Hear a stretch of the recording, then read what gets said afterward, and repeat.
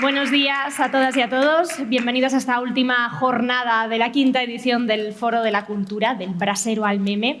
Hoy nos acompañan para estar dialogando, compartiendo, conversando y escuchándonos tres inabarcables ponentes. A juzgar por el aplauso ya todo el mundo les conoce, saben lo que se pueden esperar hoy aquí.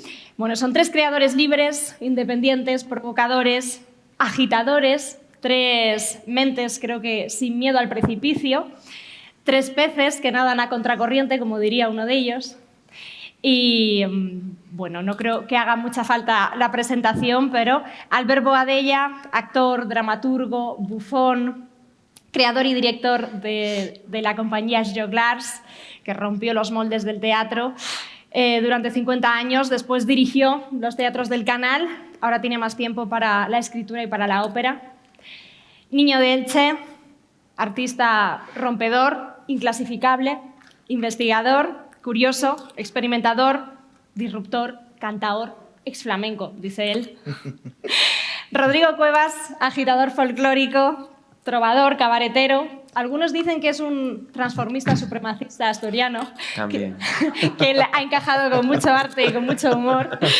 Y, bueno, carismático artista que nos traen al siglo XXI, al 2022, la tradición, el folclore y la cultura de su tierra. Decía que muchísimas gracias por estar aquí, gracias por este ratito que vamos a compartir. Bienvenidos. Esta charla se titula Contamíname y uno de los temas del encuentro que nos propone el foro es hablar sobre lo que es rompedor y polémico hoy, qué pasa en un futuro, esos cambios de generaciones. Yo creo que hablando de polémica y de ser rompedores no podía haber tres mejores personas aquí. No sé si ser polémico, si despertar, si suscitar un poco la controversia es un halago para un artista o es una de las funciones del artista. ¿Cómo lo veis? Empiezo yo, Quiero que habléis libremente vale. y que converséis, que dialoguéis, que empieza contrastéis la juventud. posturas. Empieza la juventud. Bueno, pues buenos días, muchas gracias por la invitación al foro y por compartir espacio con ellos, gente que admiro y quiero. Y bueno, deciros que esta cosa de la provocación para mí siempre es una cosa muy paradójica. No sé cómo lo habéis vivido vosotros, pero yo recuerdo que sí, en mis principios sí tenía pues ese espíritu un poco reaccionario, ¿no? De intentar anteponerme a según qué posicionamientos, pues sobre todo políticos, pero después entendí que ese motor como motor creativo no me interesaba y aparte como que me llevaba a un territorio como de militancia, pues que para mí es la limitancia, ¿no? Y entonces a partir de ahí pues entendí que tenía que tomar otro territorio y sobre todo pues transitar por formas de acción y de pensamiento crítico que nada tenían que ver con esos posicionamientos, vuelvo a repetir, reaccionarios, ¿no? La paradoja es que en el momento que tú creas a partir de ideas que piensas que van a ser pues, provocadoras para según qué sectores, pues muchas veces, claro, la realidad te daba una hostia y lo que pensabas que iba a ser provocador, pues después no lo era y lo que piensas que no va a serlo y lo es, ¿no? Ahora, por ejemplo, yo creo que actualmente sí vivimos un poco esa paradoja, ¿no? Con diferentes formas de ver la realidad, sobre todo en lo político, que hace también muy fascinante pues, la creación, ¿no? Que de repente no sabes muchas veces por dónde va a venir pues diremos, el insulto, el delirio del análisis artístico y estético y político, ¿no? Y bueno, sí, para mí ha sido ese tipo de experiencia. Entonces, bueno, la provocación para mí ahora tiene que ver más con la mirada de los periodistas y sobre todo la mirada de los políticos, ¿no? Estas ideas de lo políticamente correcto y de los posicionamientos más conservadores, y tiene que ver más con la paradoja que se da en los públicos, que son públicos pues, mucho más mezclados, heterodoxos, más difuminados, y que las disciplinas, por suerte, se van desfigurando, ¿no? Entonces, ahí también encontramos una paradoja de criterio. Entonces, puedes ir al Teatro Real y te puedes encontrar muchas experiencias, muchos jaleos de diferentes tendencias políticas y estéticas, y puedes ir a la zarzuela, puedes ir a una sala de rock y te puedes encontrar muchísimas paradojas en esa relación de la provocación con los públicos y con los medios. Esto desde mi experiencia. Albert, Rodrigo, no sé cómo veis vosotros la relación entre el artista y la polémica, si es una de las funciones, ¿no? Poner en tela de juicio ciertos aspectos de la sociedad. Yo es que cuando a mí me dicen que soy transgresor, pues la verdad que yo no me identifico mucho porque más bien siempre me considero, yo siempre digo que soy más bien un artista complaciente, porque donde uno se encuentra la transgresión, otros encuentran lo que vienen buscando realmente.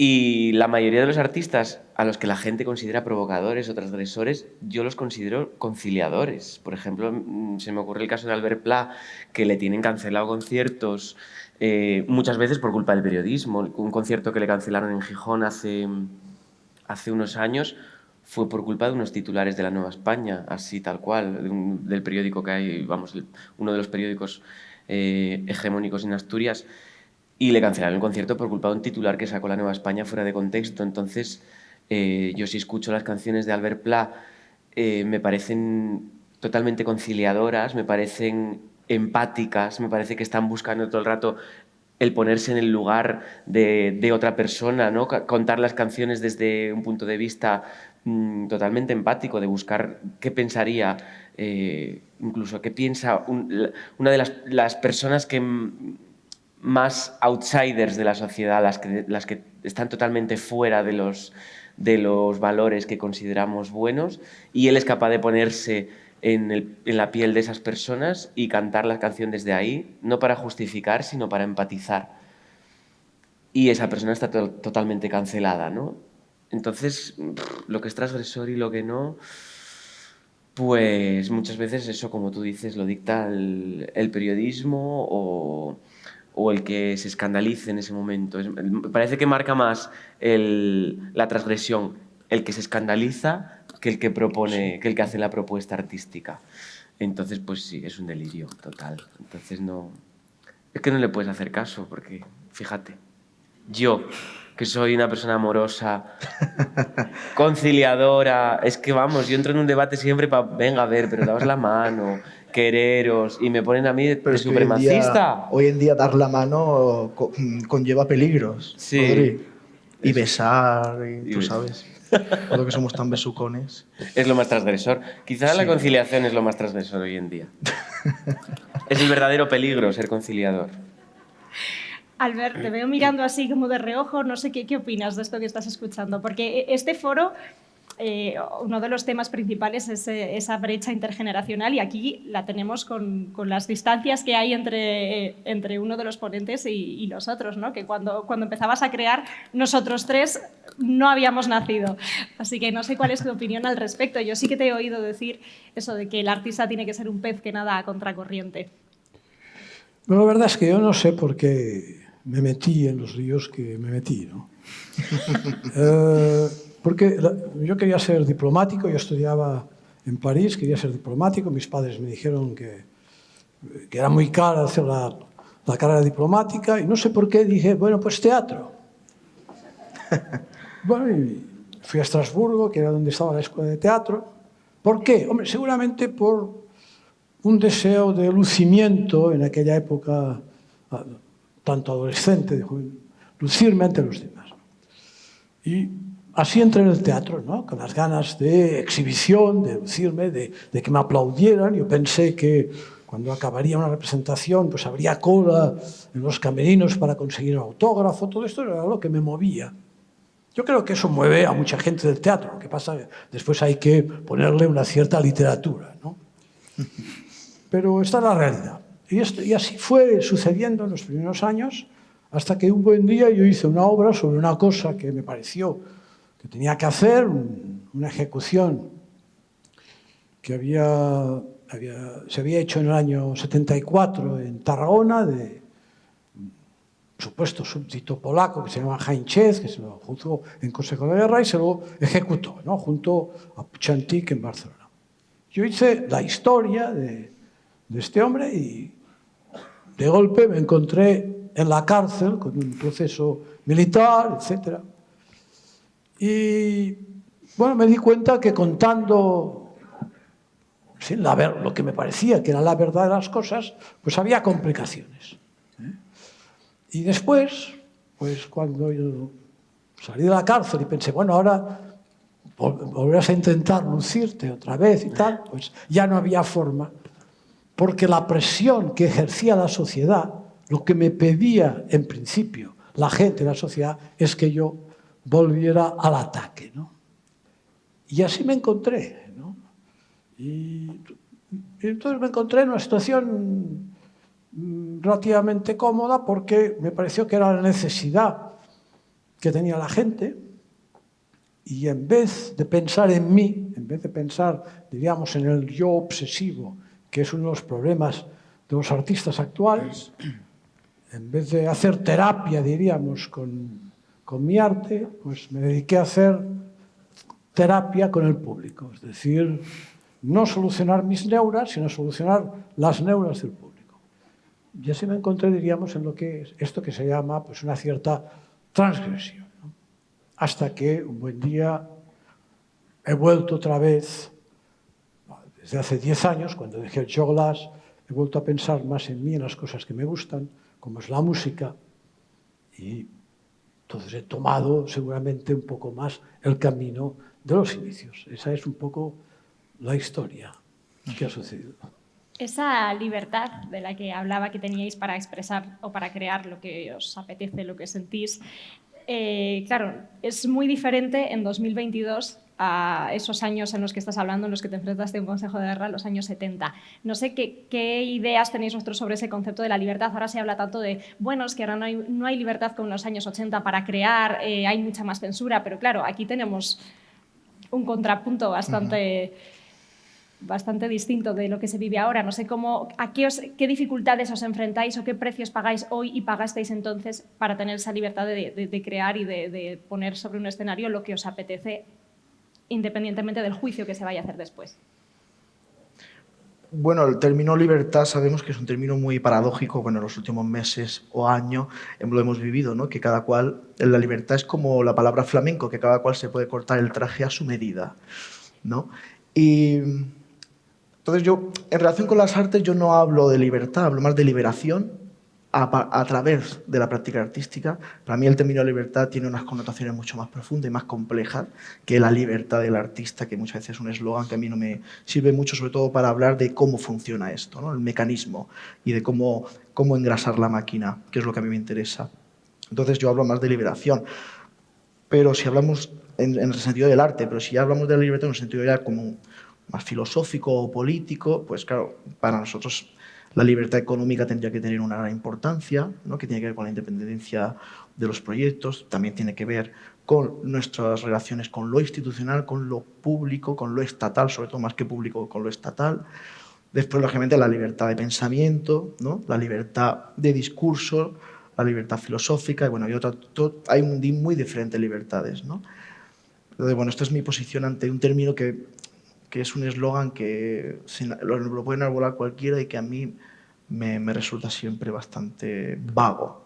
Entonces, pero sí, yo creo que desde la posición artística pues tenemos que seguir trabajando sobre qué entendemos por libertad política, libertad económica, libertad filosófica, libertad de pensamiento, libertad de decisión, libertad individual, libertad colectiva, que también lo que planteaba Albert, ¿no? Todo eso sigue siendo para nosotros una ocupación y una preocupación. Y cómo trasladarlas a la plataforma artística y mediática que cada cual puede tener y a los intereses que cada cual e inquietudes puede tener en un momento dado, ¿no? Pero es verdad que yo entiendo que hoy pues, sigue siendo una complejidad este término, sigue siendo bastante complejo y paradójico y muy contradictorio en relación con el arte y lo que podemos entender por él.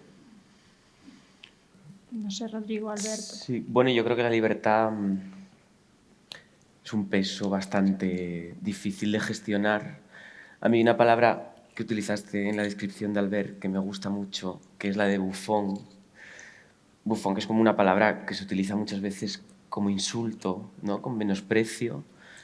Y yo también la entendía así hace años. Y de repente un día, hablando en una masterclass que dio Leo Bassi en un festival de teatro que había en Ourense, entendí que ser bufón es todo lo contrario de algo malo, ¿no? Para mí, de repente cogió un cariz totalmente positivo al entender que el bufón es el único que puede entrar en la corte y es el único que le puede decir al rey cosas que el resto de la población no le pueden decir. Curiosamente a ti el rey te acabó echando para donde no, no el rey en el sentido literal, sino no al poder. El poder. El poder te acabó también cargándose al bufón, que es algo que no suele suceder, porque el bufón puede gestionar la libertad desde otro punto de vista que no es capaz ni el pueblo, ni siquiera tampoco el rey. Pero el bufón puede ser juzgado, que ahí entramos en el tema del juicio, ¿no? Que es lo que nos coarta la libertad muchísimas veces, creativa, puede ser juzgado desde el pueblo, ¿no? A través de las redes sociales somos juzgados todo el rato y hay que estar todo el rato luchando contra las expectativas que uno tiene, que nos coartan la libertad, contra las expectativas que tiene el público, que nos coartan muchísimo la libertad, y contra las expectativas que nos pone también desde los poderes, ¿no? Entonces hay que hacer una gestión ahí milimétrica para no caer, no coartarse. Al final, lo único que se coarta la libertad es uno mismo cuando entra a valorar lo de los demás. Y es muy difícil llevarla. La verdad que no hay una fórmula mágica. Bueno, vamos a ver, el tema de la libertad. Yo viví 14 años artísticamente bajo la censura de la dictadura. Obviamente, pues, el tema de la libertad era enormemente complejo porque la censura era muy estricta, especialmente en los primeros años, después se fue relajando, pero significaba que si pasabas unos límites, pues la obra se iba al traste, ¿no? Hombre, el único riesgo es que te prohibían la obra, ¿no? Solo había un contraste positivo en aquel momento, que evidentemente había una falta de libertad de expresión, y es que el público sabía que estábamos censurados.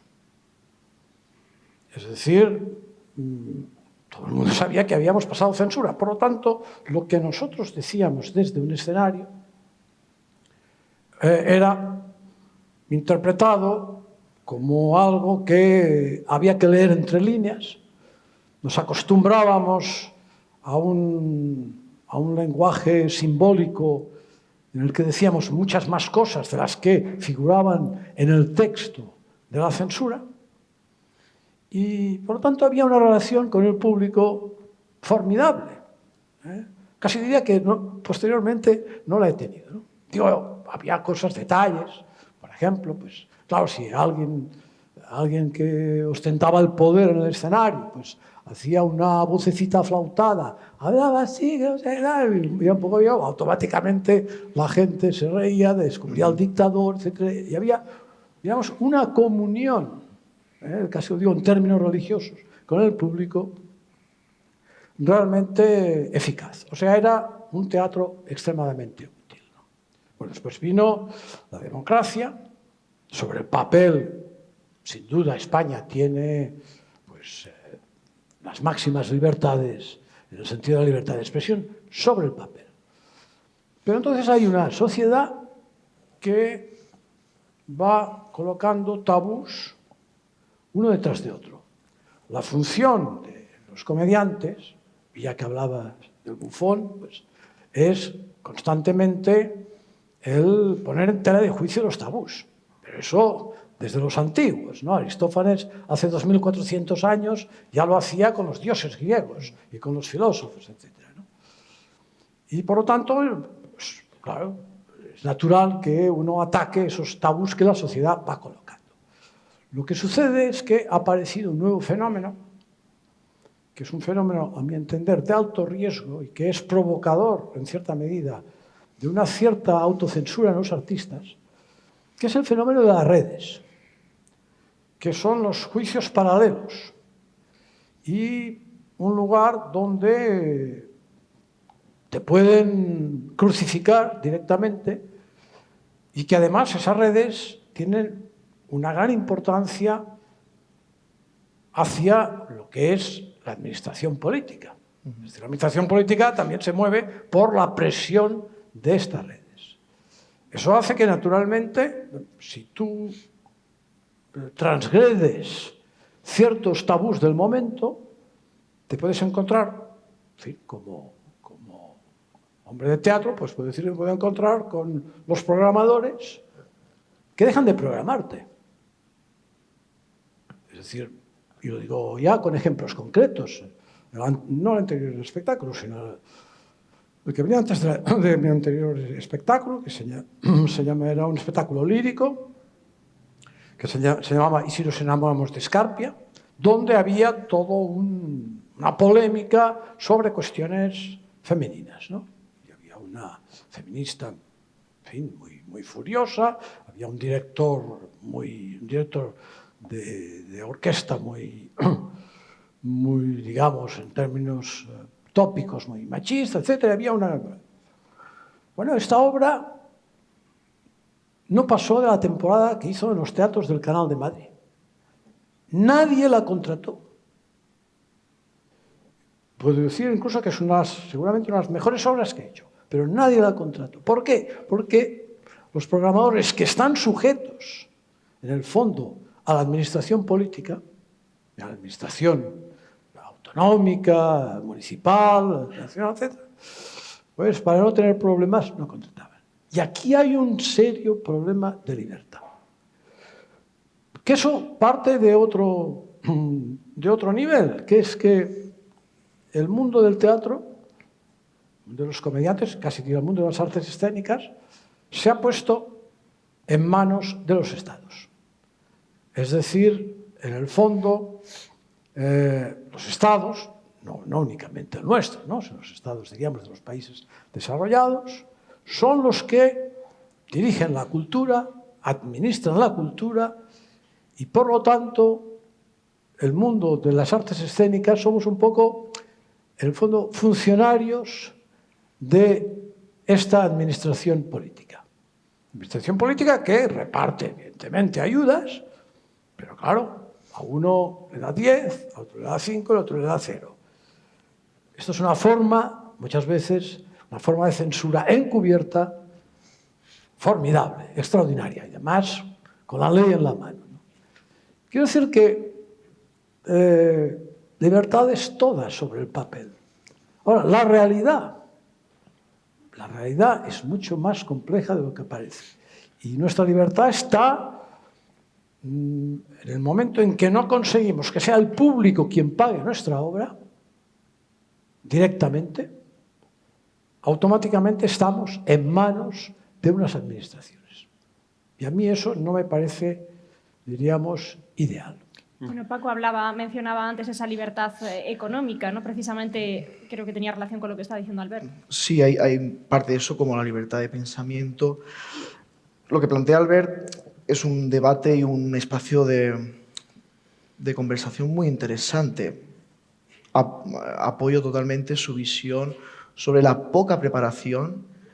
O sea, todos los políticos y funcionarios que se dobleguen a un comentario de Internet no es más que demuestran su poca preparación en un sentido no solamente funcional o administrativo, sino su poca preparación espiritual, de conocimiento, cultural, ante un hecho como el que plantea Albert. Después nosotros los artistas, por nuestro ego, pues claro, es difícil que sepamos diferenciar dónde hay una curatoría, ¿no?, que es un director o una directora de un teatro que elige, basándose en su criterio, una serie de espectáculos y donde de esa curatoría entendemos que hay una censura encubierta, como plantea Albert, que también entiendo que eso sucede.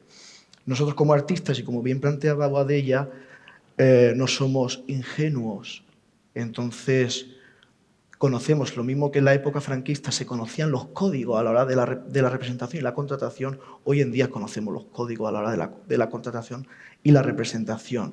Por lo tanto, para no caer en victimismos, yo siempre animo a que seamos más inteligentes que la institución, la administración, porque lo somos mucho más inteligentes y el público es mucho más inteligente, y sigamos, pues al fin y al cabo, como siempre ha sido la perspectiva del artista, la función del artista, que es seguir driblando todos los prejuicios, tabúes y censuras encubiertas que pueda haber en cada contexto y en cada época, porque los va a haber siempre, ¿no? Entonces, claro, si tú vas a un teatro clásico, sabes perfectamente, si no eres un ingenuo, los códigos con los que se mueve ese teatro. Pero no solamente ese teatro. Yo, que soy una persona un poco inclasificable en las disciplinas, pues claro, cuando yo abogo para una residencia artística de artes escénicas, no entro porque se supone que yo soy músico, no hago artes escénicas. Entonces a mí no me dan ni la subvención, ni la ayuda, ni me ofrecen un teatro, ni nada.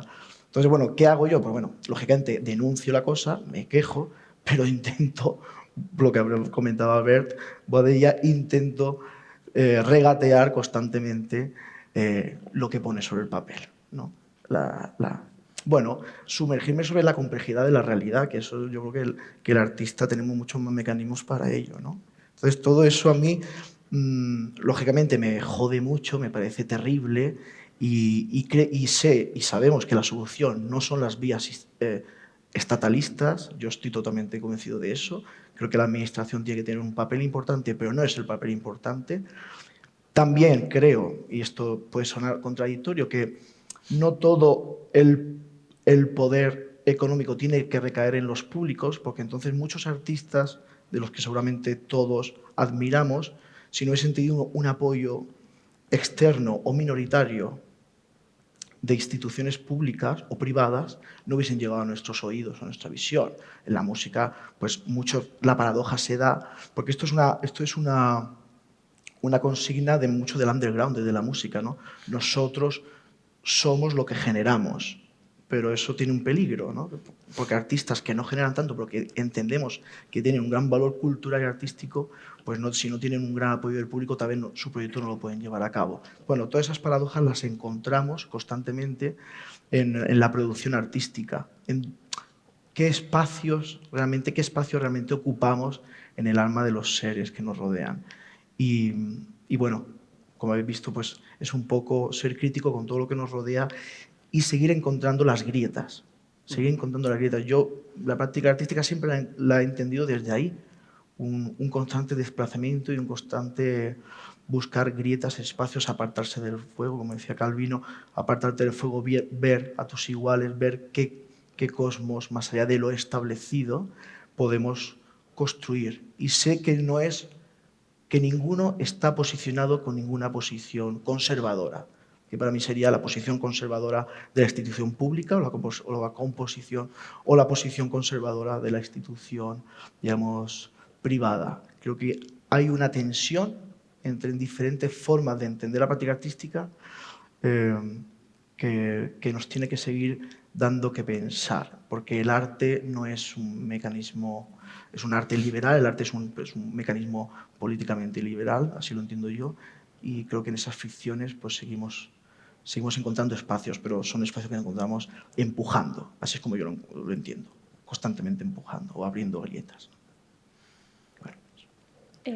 Decía al principio que erais 3 creadores sin miedo al precipicio. Entiendo de eso que estáis hablando, que para hacer algo diferente, arriesgado, innovador, algo que pueda sorprender al público, que pueda zarandear al público, a la sociedad, también tenéis que perder vuestros propios miedos a distintos aspectos de los que estamos hablando. El artista tiene que vencer esos miedos, ¿no? Para que el público también tome el riesgo de ver algo diferente. Sí, a mí me da muchísimo miedo la exposición pública, por ejemplo, masiva. Es una cosa que yo valoro muchísimo la intimidad y valoro muchísimo la vida normal, el poder estar por la calle, el poder tomarme un café, el poder pillarme una borrachera y acabar vomitando ahí en aquella esquina y el poder, yo qué sé, darme el lote con mi novio o con quien no es mi novio en cualquier lugar y lo que se viene siendo la vida privada y anónima. A mí lo que más miedo me da del mundo es la fama y la exposición pública. Es una cosa que me parece la peor consecuencia de ser artista y es lo que creo que más me puede condicionar en la vida y es contra lo que intento luchar todo el tiempo. Me parece que es la mayor limitación. Si consideramos ya que es un punto de partida que creo que ya existe, que es que nosotros somos nuestros propios censores más grandes, cómo buscar esos espacios de autogestión no precarizada en la que podemos seguir ejerciendo la libertad y cómo educar al público también, o ayudar, o ser también parte de ese público educado en el que tenemos que admitir que el artista no es nadie más que otra persona más y que no hay que ponerle todo el rato todo el peso al artista de nuestras expectativas. Yo es algo que todo el rato me reconcome. No quiero ser famoso. Basta, es horrible, yo digo, Rodrigo. esa gente que no tiene vida, ¿verdad? Que digo yo, pero que con 20 años se meten en una vorágine de fama. Y dices tú, ay, por favor, pobre, ¿dónde vas? Vas al precipicio, eso sí que es el precipicio. Ese es el precipicio más horroroso. No vas a tener juventud, no vas a tener nada, no vas a tener vida. Como que la fama hace que te inviten al bar, al restaurante. Claro. A mí me parece sí. eso maravilloso. Qué guay, te puedes hacer unas ¿No? fotos, te mandan unos playeros todos los fines de semana de una marca, de otra. Qué horrible. Eso ¿no? A mí me parece maravilloso, pero no sé. La gente joven, pero... A mí que te regalen cosas me parece que nunca me has regalado nada. De repente que te regalen algo por una foto es increíble, es que algo te regalen por revolucionario. Ay, no puedo con ello, ¿No? yo no puedo con ello. Es lo que Albert tú nos está decías. regalando mímica, pero ¿qué opinas al respecto? Tú lo buscabas al principio, dijiste. Sí. Famoso, claro. sí, yo buscaba eso. Yo creo que lo busca. En general, toda la gente que se dedica al mundo de las artes escénicas, hay un lado patológico, exhibicionista, ¿no? O sea, si no somos exhibicionistas, mal asunto, ¿no? O sea, hay un deseo de exhibición. Lo que pasa es que esto después está tamizado por otras cosas, sobre todo está tamizado por el público, porque notas que el público, en el fondo, te presiona y te exige unas cosas, ¿no? Y es muy importante ver hasta qué punto tienes que complacerlo del todo, pero notas esta presión, ¿no? Entonces aquí cambia y el público, en el fondo, te recupera un poco en un aspecto, diríamos, más de entrega social, por así decirlo, tópicamente, ¿no? Por eso yo entiendo que la relación con el público es la esencia, por lo menos, de mi oficio, ¿no? Y voy a ser claro, yo soy en mi profesión lo que llamaríamos un liberal total. Pienso que es el público quien tiene que pagar nuestra fiesta. Y así seremos tranquilamente libres. Porque yo no quiero privilegios por encima de los que tiene un señor que ha abierto pues, una tienda aquí en la ciudad y que tiene unos productos con los que tiene que seducir a unos posibles clientes, ¿no? Entonces resulta que porque yo hago esa cosa que se llama cultura, tengo que tener unos privilegios sobre este señor, ¿no? Es decir, es que, oiga, yo hago una cosa más importante que usted, que vende electrodomésticos, que yo hago la cultura, y por lo tanto, a mí la administración tiene que ayudarme, A mí eso no me gusta. Yo prefiero hacer algo que seduzca a los espectadores y que estos espectadores, pues como si van a comprar una cosa, pues me paguen, diríamos, mis gastos, me paguen mi sueldo. Y esta relación es una relación limpia. Es una relación limpia en la cual las administraciones públicas no manipulan sobre dónde está el valor de la cultura, si esto es más culto o es menos culto. Porque a través de este mundo de la administración pública, que no existía hace decenios en Europa, pues ha habido una especie de arte, se ha promocionado un tipo de arte que tiene una relación muy poco profunda con el público, ¿no? Se ha relacionado pues, lo que hoy llamamos todas las artes vanguardia, a lo que era antes la pintura, la escultura, el dibujo, unas cosas concretas, le llaman artes plásticas. Se han encontrado ese título, ¿no? Yo hago arte de vanguardia. ¿Cómo se puede hacer arte de vanguardia si no tienes el retroceso, por lo menos, de 50, 100 años para ver si lo que hacías era de vanguardia? O Nosotros nos imaginamos que Velázquez pensaba que estaba haciendo arte de vanguardia. ¿Cómo hago arte contemporáneo si estoy vivo? ¿Qué otra cosa puedo hacer sino arte contemporáneo? O sea, se han buscado toda una serie de excusas para promocionar un arte que en principio es un arte desconectado de los espectadores. Es un arte desconectado, diríamos, del amateur de pintura, de lo que sea, ¿no? Se ha montado un mundo de artes plásticas en el cual lo importante es lo financiero, es un gran negocio financiero, como fue el gran negocio de las reliquias, que ahora no valen nada. Pues lo que ahora vemos en el Reina Sofía, la mitad de lo que hay en el Reina Sofía, dentro de 50 años no valdrá nada. Boom. Y esos millonarios que se han llevado todas esas piezas en su casa, pues bueno, tendrán que cambiarlas por otras, porque eso no valdrá absolutamente nada. Eso pasó con las reliquias. Durante 3 siglos, que valían una fortuna. Felipe II fue el gran comprador de reliquias. Quiero decir que la intervención de las administraciones públicas fuera de lo que es el patrimonio, que en eso sí que tiene una gran obligación, fuera de lo que es el patrimonio, en el resto me parece que es una intervención nefasta que ha encumbrado cosas que jamás en la vida se hubieran encumbrado si el público hubiera sido el que hubiera mandado. Y esto es pues, lo que pienso sobre esta cuestión. Por supuesto. Bueno, no sé.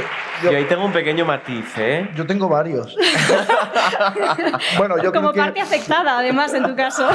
Bueno, no por el Reina Sofía, que también. Pues me refería por la exposición de Valdelomar. No, simplemente porque creo que a lo que plantea Albert, como he dicho anteriormente, yo creo que el arte, la producción de arte es liberal, pero está hablando de una utopía, lógicamente, como buen liberal que es. No, que la utopía no, a mí me ha mantenido el público. No, pero la utopía me refiero a que la administración no se sumerja, que no se cruce en una producción artística. Hoy en día es imposible, es impensable por cómo está estructurado el Estado y cómo están estructuradas las administraciones. Palabras como libertad en ese sentido, como palabras como igualdad en el otro sentido, son utopías irrealizables que lo que nos tiene que hacer es pensar, repensar y ver, y él que además ha sido director de un teatro como el del Canal, sabe perfectamente de lo que estamos hablando y toda la complejidad que eso conlleva y la imposibilidad que eso conlleva. Entonces, a mí me interesa mucho más que el enjuiciamiento, ¿no? Bueno, la utopía, libertad, igualdad, son faros que a cada cual le mueve como pueda. Más que el enjuiciamiento es ver qué podemos hacer con lo que tenemos, hasta dónde podemos llegar y replantearnos las estructuras. Entonces, por eso yo hablaba anteriormente de la formación y preparación, ya no solamente de gestores culturales, que me parece muy importante, aunque, por ejemplo, en Francia en algunos casos viene muy bien, pero en otros casos viene muy mal por el peso del Estado en según qué tipo de administración.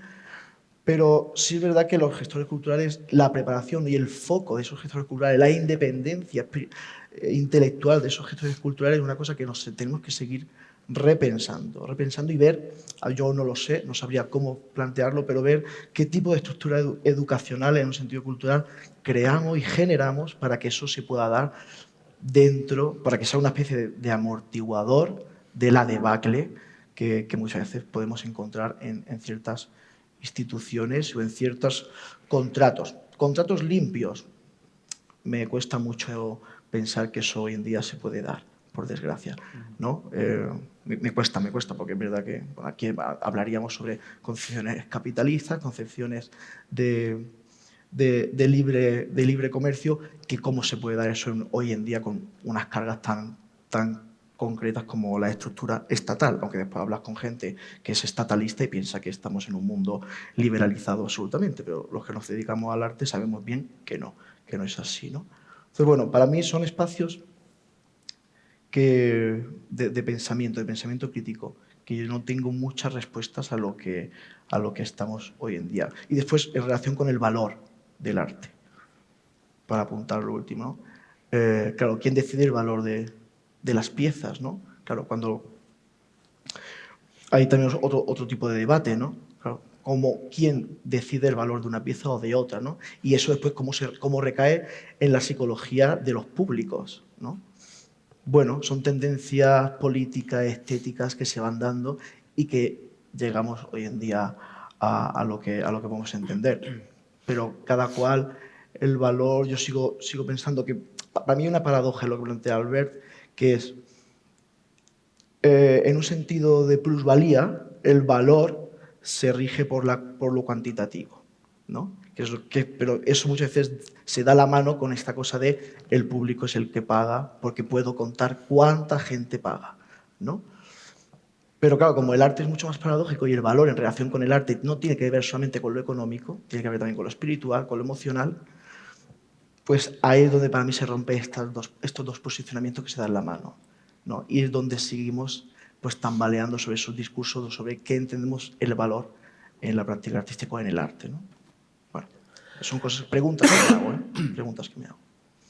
Rodrigo, habías levantado la mano así muy rápido. Sí, no, yo quería dar un matiz porque cuando comparaste con el pequeño comerciante que está aquí enfrente, poniendo una tienda, evidentemente yo creo que el público tiene que ser el que valora también el espectáculo y al artista, pero en un mundo en el que el pequeño comercio está tan amenazado por todos esos supermercados horrorosos, totalmente llenos de luces que te deslumbran, con un poderío económico tremenda. O sea, claro, si de repente tienes un Mercadona y tienes un señor con una ferretería aquí enfrente, un Ultramarinos, por ponerte un ejemplo, ese señor que está generando un tejido, que está dando vida a una ciudad, que está generando cultura, en el que se está sustentando muchos más comercios que están alrededor, a ese señor del Ultramarinos hay que tenerlo aquí,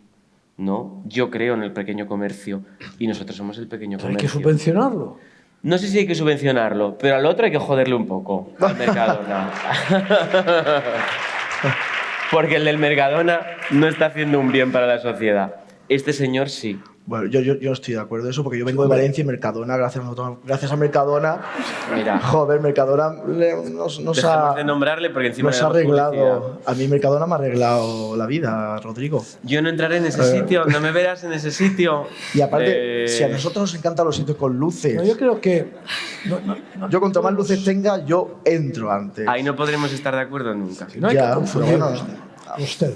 Más toca Mercadona, tío. Mercadona es, para mí...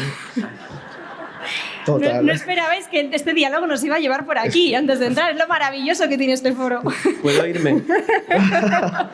¿No te gusta Mercadona de verdad? No puede, yo Pero no ¿cómo me entiendo. va a gustar? Yo tengo una...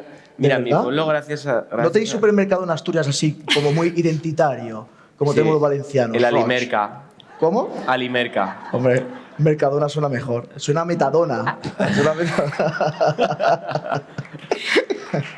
Pero no tenéis... Alimerca tiene una canción que ponen en bucle desde hace 20 años. Eso es por lo menos. populismo. Eso es populismo. Dentro dice, Alimerca es para todos, el mejor supermercado. Que yo creo que tendría que pagarles ya, por soportar eso, tendrían que darte un plus por trabajar ahí, porque 8 horas escuchando eso todo el rato. Bueno, los que trabajan en los museos, ¿no? Los guardas o... Bueno, los También. que guardan, ¿no? Observadores. Sí, esta gente, los camuadores, o los que te dicen, o los que echan la bronca a la gente para que no eches fotos y estas cosas. Esta gente no utilizan cascos o son nuestros grandes enemigos en los museos porque nos bajan la música, el sonido. Claro. O sea que hay que llevar un poco de cuidado con esta gente. En este debate que estáis teniendo habéis hablado de la identidad, que creo que es algo interesante también a la hora de plantear la creación. Creo que decías, Paco, al inicio que no estar apegado a un discurso, a unos... Militante, pues limitante. Facilitaba o favorecía esa libertad, esa independencia a la hora de crear. ¿Y qué pasa con la identidad? Joder. Bueno, no sé. Primero- ¿Es una carga o es un impulso a la Primero hora voy a de crear? hacerte una corrección. Me permito... Por supuesto. Del tema Mercadona, Falta de volvemos educación. a... Si quedaste ahí. Sobre la cuestión de crear, ¿no? Esta es una palabra engañosa. Porque que todo está creado ya, lo ¿no? utilizamos todos y se ha utilizado, y creo que es una palabra muy falsa en relación con las artes, ¿no? En las artes no existe la creación, existe la recreación, ¿no? Es decir, yo no puedo decir que he creado una pieza de teatro cuando hace 2400 años Aristófanes, el comediógrafo griego, hacía unas comedias muy parecidas a las que puedo hacer yo. Muy parecidas, seguramente él las hacía mejor porque escribía mejor que yo, por lo tanto, yo puedo decir que hago una creación, porque todo lo que tengo detrás es mi escuela. Puedo hacer una recreación. O sea, creación, según el diccionario de la RAE, es hacer algo a partir de cero. Ahora hay un señor que hace unos panecillos con unas espirales, tal y cual, ha hecho una creación, dice, ¿no? No digamos los cocineros, que todos crean, ¿no? Y nosotros también, nosotros creamos, ¿no? Yo creo que eso, incluso para las jóvenes generaciones, es una gran equivocación, porque significa desestimar lo pasado, como si lo pasado no existiera, ¿no? Es a partir de cero. Yo hago a partir de cero. Yo creo que esto es un inmenso error que induce, además, al desprecio de lo pasado, que es donde está realmente nuestra fuente. Nuestra fuente está en lo pasado. Es decir, yo como hombre de teatro, pues tengo a Shakespeare, tengo a Lope, tengo unos monstruos extraordinarios, ¿no? Que tengo la suerte que además no están vivos y no hacen el teatro en aquel momento, porque si no ya dejaría de hacerlo. Competencia. Que es lo que sucede en el mundo de la pintura. Claro, en el mundo de la pintura tienen presentes a Tiziano, a Velázquez, al Greco, los tienen delante. Claro, tienen que hacer rápidamente creación, porque no pueden hacer nada que se parezca a aquello, ¿no?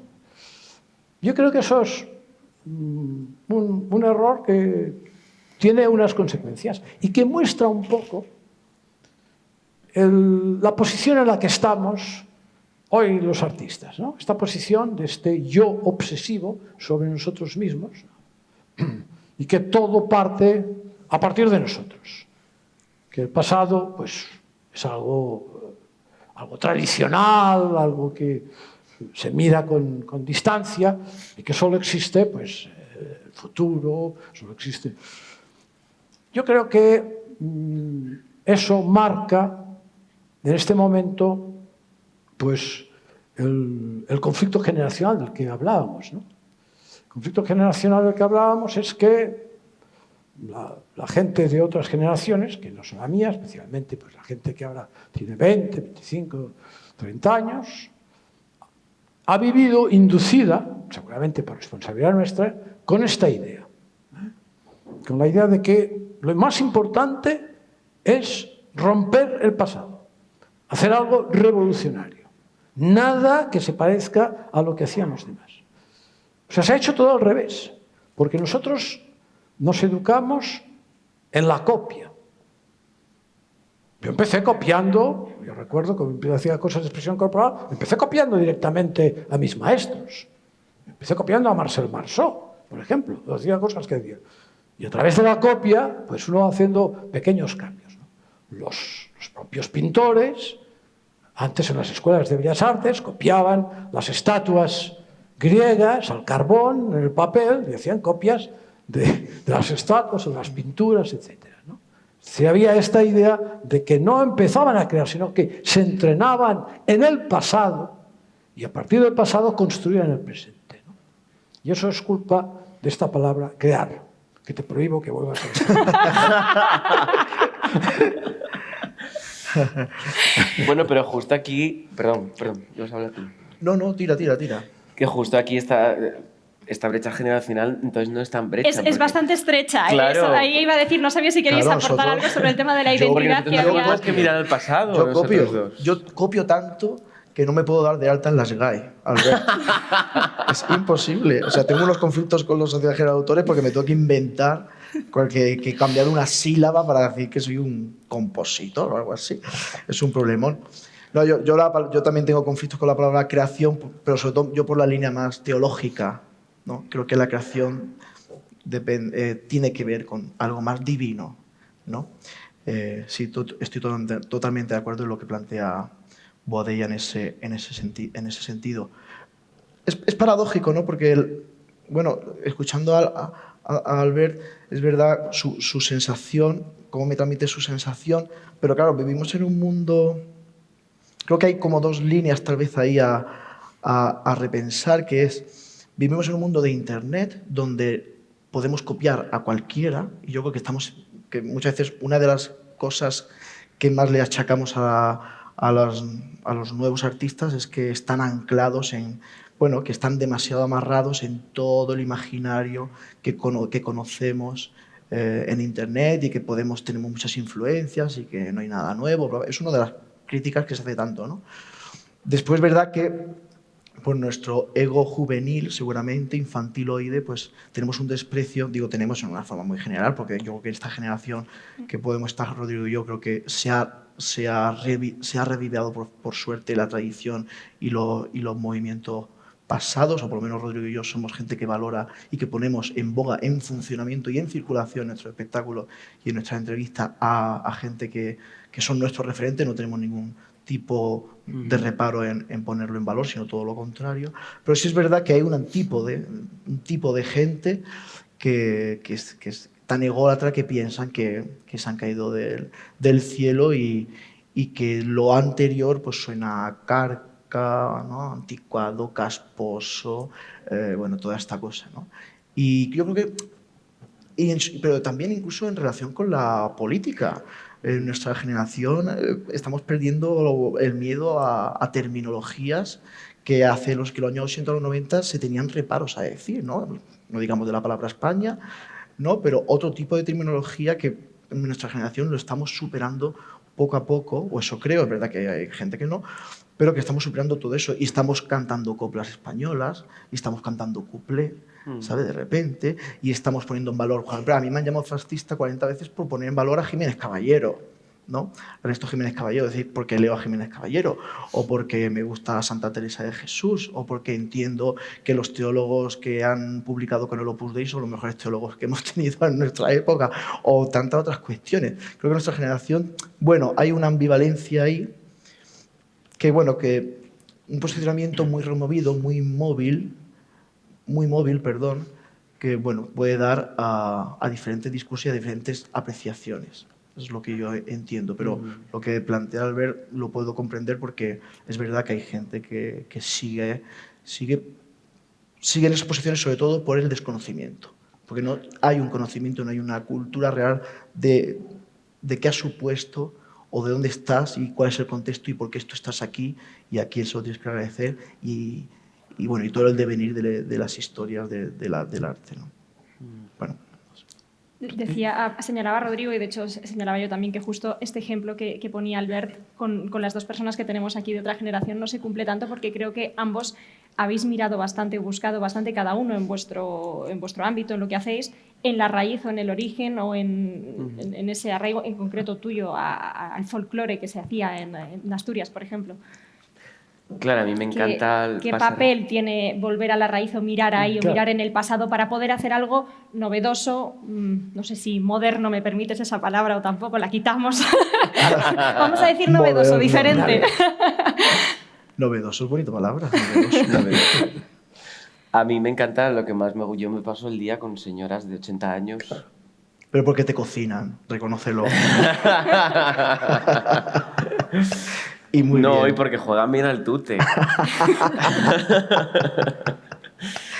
y porque me aportan muchísimo, porque descubren ellas muchísimo arte. Y es curioso porque yo me di cuenta con el paso del tiempo, yo cuando estudié Historia de la Música, había como un concepto prerrenacentista que era el de que el artista no se consideraba a sí mismo como artista. Esa parte del ego del artista o si existía, era como un ámbito, no existía la firma, ¿no? Por lo menos en la musical no existía la firma. Igual en los griegos sí, pero luego durante un montón de tiempo no volvió a pasar. Ese concepto prerrenacentista de la música, del arte, por suerte llega hasta nuestros días en el mundo tradicional. Y eso a mí me fascina. Las señoras no se consideran músicas a sí mismas. De hecho, cuando hacían el baile y había algo de dinero, llamaban al músico para que viniera a tocar, que era el gaitero o el violinista o lo que fuera, pero ellas nunca se les hubiera ocurrido cobrar por tocar, ni se consideran que sean músicas. Y cantan que te mueres. O sea, es una maravilla escucharlas cantar. Y entonces a mí precisamente me atrae mucho esa parte de la ausencia casi del ego, aunque luego sí que les gusta, ¿no? Que vayas a su casa todas las tardes y que yo canto mejor que aquella, porque no me grabas a mí, porque grabaste a aquella, yo sé más cantares que aquella. Sí que hay ese pequeño ego que alimenta también el arte y que alimenta la creación de coplas y alimenta la creación de nuevas letras. Pero a mí me fascina esa... Y es una suerte que la tenemos viva todavía. Claro, pues es la tradición. Claro, ¿no? claro. O sea, es que no tenemos... lo que tú dices en relación incluso al mundo pre-renacentista, ¿no? Bueno, ¿qué son las Semanas Santas? Por ejemplo, ¿qué es la Semana Santa de Sevilla? La Semana Santa de Sevilla es esto. Es el mundo mítico, que después se arregló más o menos con el catolicismo, ¿no? Pero en el fondo, es la adoración a la imagen, ¿no? Que eso viene, imagínate, mucho antes del propio cristianismo, ¿no? Y, pues, es la tradición, y la fuerza de la tradición es tremenda. O sea, si uno va a la Semana Santa de Sevilla, bueno, aquí también hay una Semana Santa, ¿no? Y pues tiene una fuerza impresionante. Se sea o no se sea practicante, pero notas esta fuerza. ¿Por qué? Porque hay aquí una tradición milenaria, ¿no? Y eso tiene una fuerza apabullante, ¿no? Por eso yo me quejo siempre constantemente contra esa intervención de los estados en la cultura, insisto, no en la patrimonial. Los estados tienen la obligación de que aquellas cosas que son el patrimonio de nuestra nación, pues estén todas en pie y bien restauradas, etc. Esto sí, porque esto no lo podemos hacer nosotros, no lo podemos hacer los particulares. Pero sí en la intervención de la forma cómo se dirige la cultura, cómo se dirigen las artes, ¿no? Por ejemplo, yo me lo he llevado porque es que para la idea. El actual premio de artes plásticas, digamos, de pintura, el Premio Nacional de Pintura, que hace el Ministerio de Cultura. El jurado dice, el jurado ha reconocido su manera integral de concebir los espacios para crear performance en las que resulta clave la interacción con los públicos, así como su versatilidad en la utilización de soportes y su capacidad para favorecer la reflexión ética relacionando conceptos y emociones. Velázquez se hubiera desmayado con eso. Premio Nacional de Pintura. ¿Quién decide esto? Un ministerio de Cultura. Como todos los premios, Albert. En el fondo está desviando realmente esta relación, ¿no? Esta relación profunda y tradicional con lo que sería incluso la propia cultura que tiene la gente, la propia cultura popular, lo que le gusta al ciudadano y lo que no le gusta. Por lo tanto, el Estado ha hecho un intervencionismo que no es un problema estrictamente del Estado español, me refiero a Francia, Alemania, etcétera, ¿no? Menos Estados Unidos y una parte del Reino Unido, Pero el resto de nosotros estamos sujetos a la misma cultura que Italia, Francia, Alemania, etcétera. Yo creo que aquí está la gravedad de la situación. Como es grave, imaginémonos ya en qué nivel de censura, que un día hay un ministro de Cultura, el señor Uribe, hace un par de años, que dice que el señor Plácido Domingo no actuará en los teatros que dependen del ministerio. El Teatro de la Zarzuela, el Teatro Real, etc. Con el silencio cómplice de los directores de estos teatros. A mí me sabe mal que no era director de los teatros del Canal porque yo hubiera llevado a Plácido Domingo al instante. pero no dependía de mí. Bueno, esto lo hace un señor, así por las buenas, sobre alguien que no ha sido ni juzgado ni condenado. Y eso lo hace un ministro de Cultura y lo hace con el silencio cómplice de todo el mundo de la cultura que 30 años antes se hubiera levantado en armas.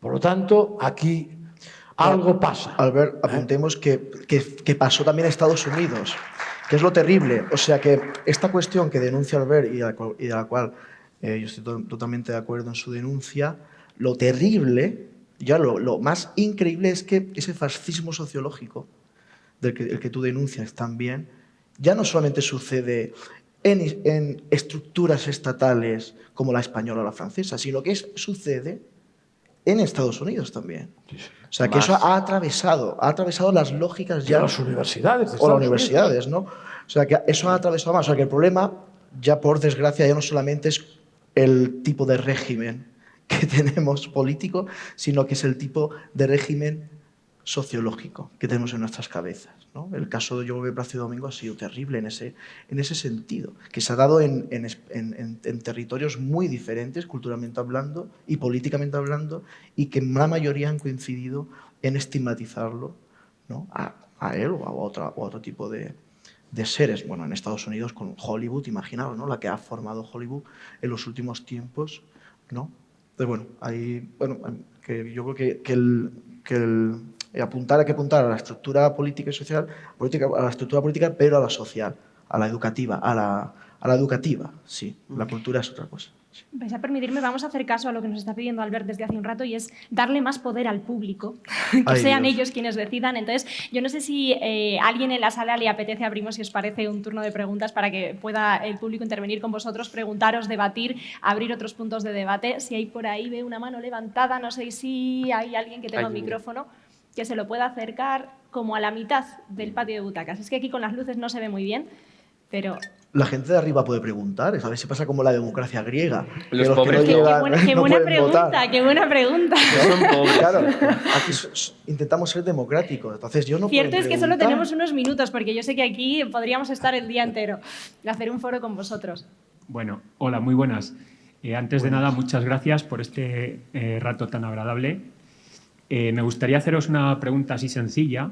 Era que me dijeseis un poquito, que compartieseis un poco qué es un público educado, cultivado, y eso cómo se logra, o cuál es la vía de acceder a esa educación o ese cultivo. Muchas gracias. Yo quiero decir que antes hablé de público, de educar al público y según lo dije me pareció fatal haber dicho eso.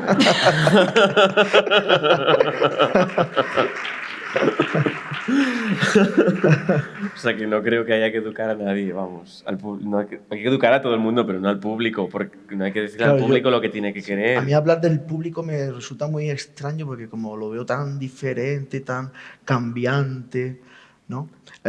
Mi querido desaparecido Antonio Escotado decía que bueno, una sociedad educada era la que decía gracias constantemente.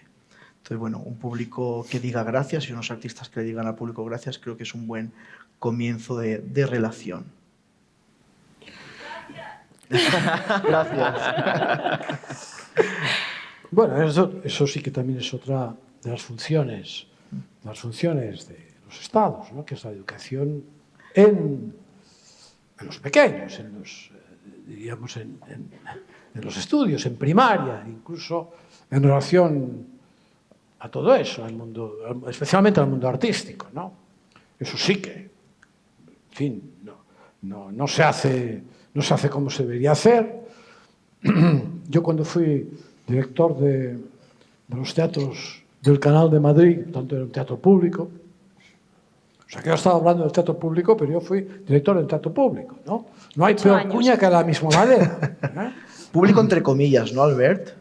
Público entre comillas, ¿no? Que público entre comillas que es un teatro público entre comillas. Sí, ¿no? yo también, en el fondo contribuía a esa dirección, ¿no? Pero en formas un poco distintas, ¿no? Por ejemplo, nunca en los teatros del Canal no se pagaba cachet a las compañías, sino que iban a taquilla de los espectadores. Esto es muy importante.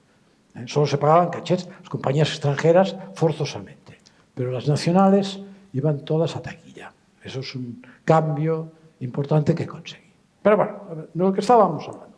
La cuestión de educación. Digo que yo estamos tratando acá, y muchas veces cuando había obras que se consideraban infantiles y venían los autocares por la mañana para que los niños pudieran ver aquella obra de teatro. Eso era una cosa que no la llevaba yo y siempre me horrorizaba, porque pensaba, pobres niños, con esa obra, ¿no? Voy a perder toda esa clientela futura en mis teatros. O sea que hay que andarse también con mucho cuidado en la cuestión de la educación, ¿no? Es decir, el niño tiene que encontrar en el arte un inmenso divertimento, en el sentido más profundo del término.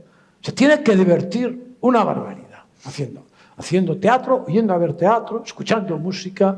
Es decir, tiene que tener una sensación de felicidad, jamás de algo tan duro como las matemáticas, ¿no? Sino de una cosa enormemente placentera, enormemente espiritual, ¿no? Porque en el fondo el arte tiene que ver con el sentido de la trascendencia. No voy a hacer aquí una clase de religión, pero sin duda alguna tiene que ver con lo impalpable, ¿eh? Tanto yo creo que eso sí que es una responsabilidad muy importante por parte de los Estados, eso sí. ¿Alguna otra pregunta? Una última. ¿Una última? Sí. Estabas preocupado porque preguntasen los de arriba, Los pero de me arriba. parece que no hay tiempo para más porque después tenemos otra charla. Solamente le preguntamos a los de abajo. Somos como así, como los partidos progresistas, por los de abajo. La última pregunta, A las sí. bases. A las bases. Así que os pido también brevedad en la respuesta. Vale. Es que esto se enrolla mucho. Bueno, ¿Quién? ¿Yo? Es que vivo solo, Rodri. Vivir solo es lo que tiene. Es mi gente, hablas. buenos días. Gracias por todo lo que habéis dicho. Todo me ha encantado, excepto una cosa. Ay, Dios. Que no sea a mí. Ay, Dios. Esto de darle el poder al público, al ver, no es buena idea. Sí, vale. A ver. El señor Albert Boadella, digamos que cuando puso el ejemplo de que no debería de ser el Estado el que pagara subvenciones para que todos los artistas se sientan libres, creo que todas las personas que estamos aquí, con ese ejemplo ya fue más que suficiente. Pero ha traído a colación el caso, vamos a llamarlo así, de... ay, se me ha ido ahora el nombre porque estoy un poco nerviosa. Plácido De Domingo. Plácido Domingo, Ah, vale. Plácido. En el cual también se ha mojado Paco. Un poco. Vale, un poco solo. Yo soy muy socialdemócrata hoy, Pero yo Hoy creo, vengo- yo creo, desde mi punto de vista, por eso me he pedido el micrófono, que ese caso, aquí podemos estar personas del público, palabra que se ha utilizado mucho, en el que seamos especialmente sensibles a la violencia sexual que han ejercido con el poder muchos hombres hacia muchas mujeres.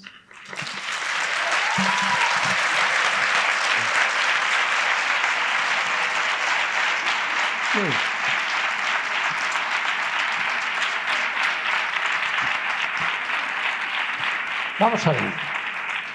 En primer lugar, estamos hablando de una cosa que me parece esencial y que forma parte de nuestro sistema democrático, no solo el nuestro, sino en los países desarrollados, que es la presunción de inocencia. Eso para empezar. Por tanto, aquí estamos hablando de una persona la cual, en principio, no ha sido ni juzgada ni condenada por ningún tribunal. Por tanto, estamos en un mundo de las redes, de las suposiciones, de las acusaciones, etcétera, etcétera. Por tanto, yo creo que lo que sí puede hacer usted y todas las personas que se sientan molestas por la supuesta actitud de este señor es no comprar un disco de este señor, no asistir a sus espectáculos. Pero lo que no se puede hacer es condenarlo de antemano. Eso sí que me parece imprescindible. Y muchísimo menos un ministro, que representa, digamos, el máximo de la legalidad. Lo podría hacer yo personalmente, decir, este señor, pues a mí me parece que es un abusón, etcétera, etcétera. Puedo hacer las declaraciones que me parezcan, pero no puede ser un ministro quien haga esto. Y lo haga además, en fin, para más paradoja, el ministro de Cultura, ¿no? Sobre el cantante más importante que ha existido en España en los últimos tiempos. O sea que a mí me parece ya el colmo que sea el ministro de Cultura. Hubiera podido ser el ministro de Agricultura, pero no el de Cultura. Por tanto, siento decirle que estoy en desacuerdo total con esta actitud. Él públicamente, Bueno, yo apunto algo. él públicamente Pidió disculpas, sí. que eran otros tiempos en los que eso no tenía la importancia que tiene ahora. Fíjate que es que Sí, los hombres tenían ese poder de poder sobar a una mujer y si no, no te doy trabajo. Va. He acabado. ¿Puedo decir algo yo? Último apunte muy, muy breve, porque es Simplemente- una lástima que no tenemos más tiempo Vale. para ahondar en Vamos, este no, debate, que simplemente también, desde hacer luego, es los interesante, juicios pero históricos, por totalmente. respeto a la siguiente, No, a los los siguientes juicios ponentes. Simplemente decir que yo estoy de acuerdo con lo que plantea en un sentido jurídico Albert, sin duda alguna, porque si no, entonces entraremos en territorios de que cada cual, ¿no?, con diferentes argumentos puede juzgar o entrometerse en la libertad de una persona. Hay una cosa que en relación con la libertad mucha gente no llega a entender. Es la complejidad del ser. O sea, Gesualdo era un asesino. Caravaggio fue otro asesino. Es muy incomprensible muchas veces cómo alguien tan terrible, tan atroz, alguien que puede cortar 10 cabezas a un niño puede hacer una obra de arte maravillosa. Aún seguimos sumergidos en la complejidad del ser, de cómo se construye una personalidad de un sujeto. Sé que es difícil. El arte opera desde otro sitio. El arte no opera desde la sociología. El arte no opera desde la antropología. El arte opera desde otro sitio. Entonces, las fórmulas de juzgar en un sentido artístico a una persona no tiene que ver directamente con sus acciones sociales o personales. Aunque estamos o no de acuerdo, pero no tiene que ver con eso. Sé que es muy complejo, sé que muchas veces es muy difícil de entender. Pero bueno, creo que ya no está juzgando en el plano artístico. Pero ¿eh? Sí, porque si a Plácido Domingo se le censura en el plano artístico, estás haciendo unas actividades suyas en el plano artístico. Creo que ahí es muy difícil muchas veces entenderlo. Y seguimos como sociedad viendo los mecanismos y las formas de abordar eso. ¿La mejor forma cuál es? Educación, lo que planteaba Albert. Educación, educación, educación. Una lástima que no tenemos más tiempo para seguir ahondando en el debate, porque además creo que se han tocado distintos temas, pero tenemos que finalizar esta mesa. Muchísimas gracias, Paco Contreros, Niño de Elche, Albert Boadella, Rodrigo Cuevas. Muchísimas gracias por este ratito, por compartir con nosotros, por dialogar, que es una de las cuestiones que plantea este foro, por escucharnos, incluso aunque haya diversidad, y de hecho esa es la riqueza, diversidad de puntos de vista y de opiniones. Termina esta última jornada de la 5ª edición de la Cultura a la 1 con una última conversación titulada ¿Quién cuida al cuidador?, con Mariano Esteban, con Margarita del Val, con Alfredo Corel, y van a estar conducidos por Laura García Posadas. Gracias a todos por apoyar la cultura, gracias por venir a compartir, a escuchar y a celebrar.